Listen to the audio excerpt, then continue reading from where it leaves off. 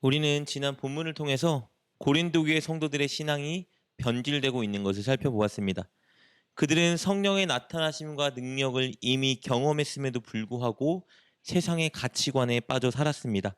그래서 영적인 일과 세속적인 일을 분별하지 못하고 있었죠. 게다가 세상의 기준에 따라 목회자를 판단하고 비교하면서 교회 안에 분쟁과 분파를 만들어냈습니다. 나는 바울파, 나는 아볼로파, 나는 베드로파 이런 슬로건을 만들고 교회에 분열을 일으키고 있었습니다. 더 심각한 것은 이런 상황 속에서도 고린도 교회 성도들은 자신들이 성령이 충만한 영적인 사람이라고 착각하고 있었다는 것입니다.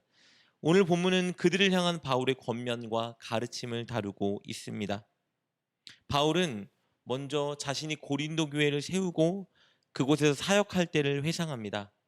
바울이 처음 고린도에서 복음을 전했을 때, 그래서 사람들이 복음을 받아들이고 성도가 되었을 때 그들은 분명히 성령을 받아 예수님을 영접했고 심지어 은사도 받았습니다. 그런데 그 당시 그들은 예수님을 믿기는 하였으나 자신을 부인하고 자기 십자가를 지는 일은 좀처럼 힘쓰지 않았습니다. 즉 복음을 통해 구원의 혜택은 얻고 싶었지만 온전히 주님께 헌신하거나 교회를 위해 헌신하는 일은 기피하려고 했습니다. 오히려 육적인 일에 몰두하기도 했습니다. 그 결과 그리스도인다운 삶의 아름다운 성화가 많이 나타나지는 않았습니다. 오늘 교회에도 이런 성도님들을 많이 볼 수 있죠. 예수님을 분명히 믿지만 예수님을 믿는 사람답게 헌신과 성화의 삶을 살지 않는 사람들을 흔히 볼 수 있습니다. 고린도 교회 성도들이 당시에 그랬습니다. 바울은 그 당시를 회상하며 고린도 교회 성도들이 육신에 속한 자, 곧 어린아이와 같았다고 간증하고 있습니다. 1절 말씀입니다. 형제들아, 내가 신령한 자들을 대함과 같이 너에게 말할 수 없어서 육신에 속한 자, 곧 그리스도 안에서 어린 아이들을 대함과 같이 하노라. 여기서 말하는 어린아이는 순수하고 지식이 부족한 상태를 가리키는 표현이 아니라 성령의 일을 생각하지 않고 육적이고 세속적인 일을 추구하려는 상태를 나타내는 표현입니다. 고린도 교회 성도들은 그렇게 성령보다 육에 속한 사람처럼 행동했습니다. 그래서 바울은 당시에 그들을 밥으로 먹이지 않고 저주로 먹였었다 고백하는데요. 2절 말씀이죠. 내가 너희를 저주로 먹이고 밥으로 아니하였노니 이는 너희가 감당하지 못하였음이거니와 지금도 못하리라. 여기서 말하는 젖은 구원에 복된 소식이고 밥은 구원받은 자가 마땅히 살아야 하는 삶에 관한 가르침입니다. 즉 자기 부인과 자기 십자가를 지는 일에 관련된 메시지겠죠. 바울은 고린도 교회 성도들이 젖은 먹고 밥은 먹지 않았다고 말하고 있는 것입니다. 그렇다면 바울은 고린도 교회 성도들에게 구원의 복된 소식은 전하고 그들을 구원받게 만들고 구원받은 자가 마땅히 살아야 되는 그리스도인다운 삶에 관해서는 전혀 가르치지 않았을까요? 아니요, 그렇지 않습니다. 바울은 분명히 가르쳤습니다. 2절에서 바울이 그들을 저주로 먹이고 밥으로 먹이지 않았다는 말은 실제 바울이 그리스도인다운 삶을 어떻게 살아야 되는지에 대한 교훈을 가르치지 않았다는 말이 아니라 고린도 교회 성도들이 세상의 가치관과 시대의 유행에 빠져서 그것을 들으려 하지도 않고 받아들이려 하지도 않았다는 결과적인 그들의 반응을 표현하는 말입니다. 과거에 그렇게 그들은 성령에 속하지 않은 자 같았는데 문제는 지금도 여전히 그런 상태에 머물러 있었다는 것입니다. 교회를 세운 지 대략 4년에서 5년이 지난 이 순간 여전히 그들은 어린 아이와 같이 세상의 일에 빠져 있었다고 말하는 것이죠. 그 증거가 무엇이냐? 바로 그들이 교회 안에서 일으키고 있는 시기와 분쟁입니다. 그들은 욕심과 자기 자랑에 빠져 있었습니다. 그래서 자신들이 선호하는 사역자들을 선택해 놓고 그 사역자가 최고다, 우리는 그 편에 속했다라고 말하며 교회 안에서 서로 시기하며 싸우고 있었던 것입니다. 3절과 4절 말씀입니다. 너희는 아직도 육신에 속한 자로다. 너희 가운데 시기와 분쟁이 있으니 어찌 육신에 속하여 사람을 따라 행함이 아니리요. 어떤 이는 말하되 나는 바울에게라 하고 다른 이는 나는 아볼로에게라 하니 너희가 육의 사람이 아니리요. 바울은 이렇게 그들의 과거와 그리고 지금 상태를 지적하고 있습니다.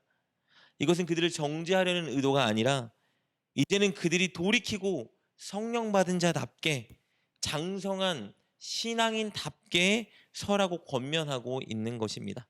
이어서 바울은 그들이 분쟁을 일으키고 있는 요소를 바로 잡아주기 위해 중요한 가르침을 전해주는데요.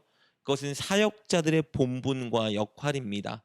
고린도 교회 성도들은 설교 실력과 자신들이 바라는 것들, 세상의 기준을 가지고 사역자를 비교하며 싸우고 있었습니다. 그들에게 중요한 가르침을 전해주는데요. 6절과 7절입니다.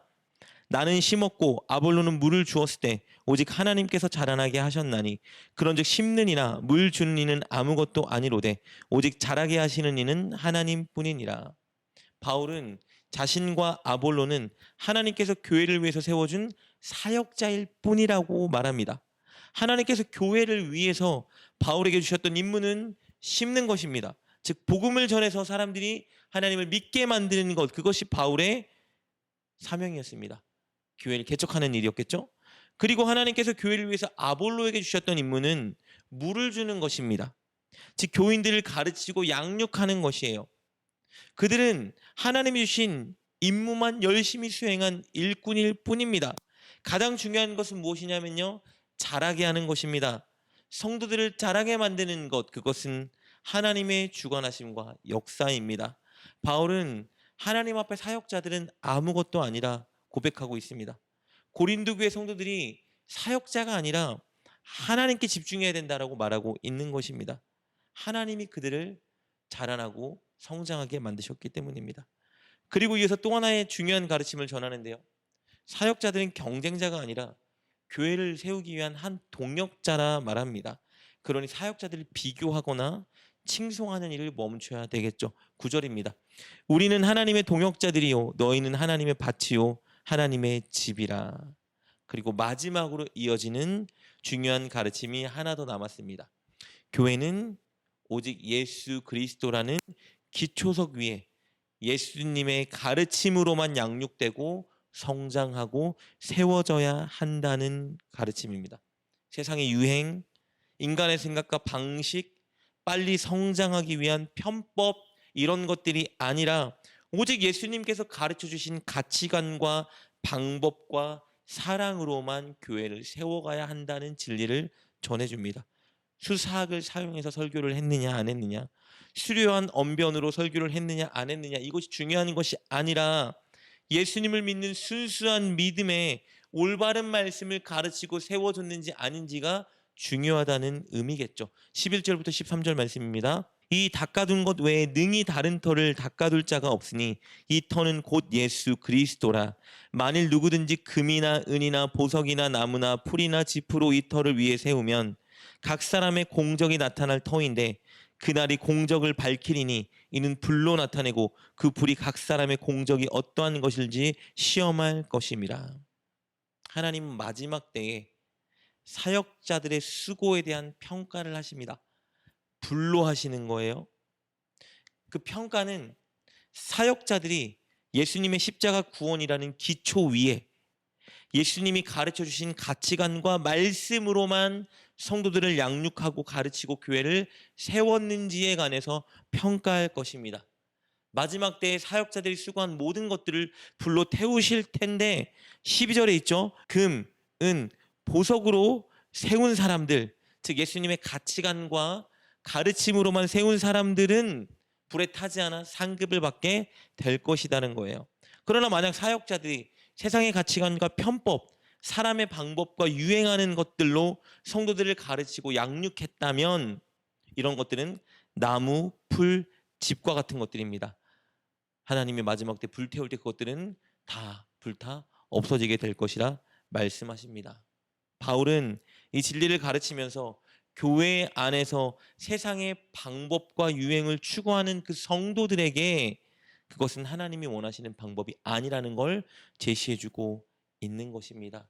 진정한 사역자라면 세상의 흐름과 편법이나 성도들이 좋아하는 것들에 맞춰주는 것이 아니라 먼저는 그리스도의 가치관과 예수님이 주신 말씀으로만 성도들을 가르치고 세워야 된다 말하는 것이죠. 바로 바울이 사역자들이 그렇게 했다 어필하고 있는 것입니다. 오늘 말씀을 통해서 우리는 중요한 교훈을 깨달을 수 있는데요. 예수님을 믿게 된 것이 다가 아니라는 것입니다. 그것은 시작입니다. 우리가 성령님의 도움으로 예수님을 믿게 되었다면 거기서 만족할 것이 아니라 우리는 늘 성령님과 인격적인 교제를 통해서 그리스도인답게 변화하는 목적을 두어야 합니다. 예수님을 닮아가고 예수님을 따라 살아가는 그 삶을 살아야 하는 것입니다. 구원만 받아먹고 기도 응답만 받아먹으려는 어린아이와 같은 신앙인이 아니라 그리스도와 교회를 위해 자기를 부인하고 십자가를 지는 장성한 신앙인이 되겠노라라는 목표를 가지고 살아야 하는 것입니다. 그리고 내 생각, 세상의 가치관과 유행, 사람들의 기준 이런 것들에 현혹되는 것이 아니라 오직 그리스도의 가치관과 그리스도의 말씀을 붙들고 살아야 하는 것입니다. 사역자든 성도든 판단하고 편을 나눌 것이 아니라 오직 주님이 가르쳐 주신 가치관과 말씀을 붙들고 실천하며 살아야 하는 것입니다. 그것이 자기를 부인하고 십자가를 지는 어른의 신앙인 것이죠. 사랑하는 여러분, 예수님을 믿고 점점 더 아름답게 변해가고 계신가요? 어제보다 오늘 더 예수님을 닮아가고 계십니까? 날마다 장성한 분량에 이루고 계신가요? 오늘 꼭 말씀과 기도로 성령을 따라 어제보다 한 걸음 더 선한 자리로 나아가는 여러분 되시길 주님의 이름으로 축복합니다. 기도하겠습니다. 하나님, 우리의 믿음이 날마다 성장하게 하여 주옵소서. 말씀과 기도로 겸손히 성령님과 교제하며 기꺼이 자기를 부인하고 십자가를 지는 우리가 되게 하옵소서. 우리의 생각, 세상의 가치관과 유행을 따르지 않고 늘 성령님의 뜻을 따라 살 수 있는 실천의 용기를 주옵소서. 그렇게 오늘 어제보다 더 예수님을 닮아가는 우리가 되게 하옵소서. 예수님의 이름으로 기도드립니다. 아멘. 오늘 말씀을 통해 깨닫고 결단한 것은 무엇입니까? 그것을 붙들고 하나님께 기도합시다. 그리고 그렇게 실천하며 하루를 살아가는 여러분 되시길 주님의 이름으로 축복합니다.